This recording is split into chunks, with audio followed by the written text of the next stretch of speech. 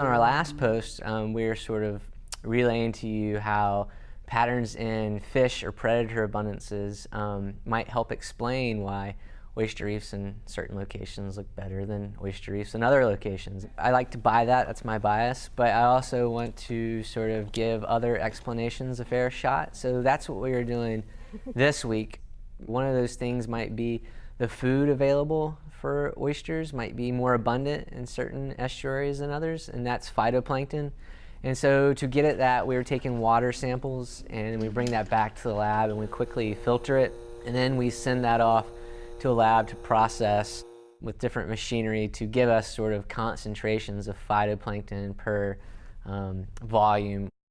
Another explanation could be that you might have a greater supply of new oyster babies coming into the reefs. To assess that, we put out a month ago these little things we're calling spat sticks, which are really just cylinders made out of calcium carbonate. And then we kind of made it furrowed like a Ruffles potato chip, because oysters like to have little crevices and stuff to settle in. So that sort of facilitated, if there are any oyster larvae in the water column, this is a really great place for you guys to land. And then of course, maybe oyster settlement doesn't happen right now, so once we collected our old spat stick, we needed to plop a new one down there to see, maybe recruitment didn't happen this month, maybe the water temperature is too warm or something, but maybe we'll capture that next month.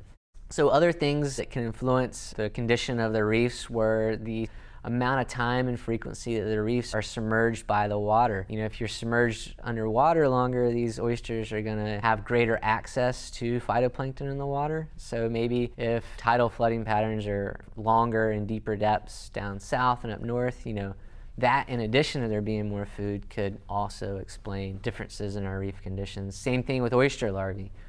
If you have more water over your reefs for a longer time, you might give those oyster larvae a longer period or a better chance to settle.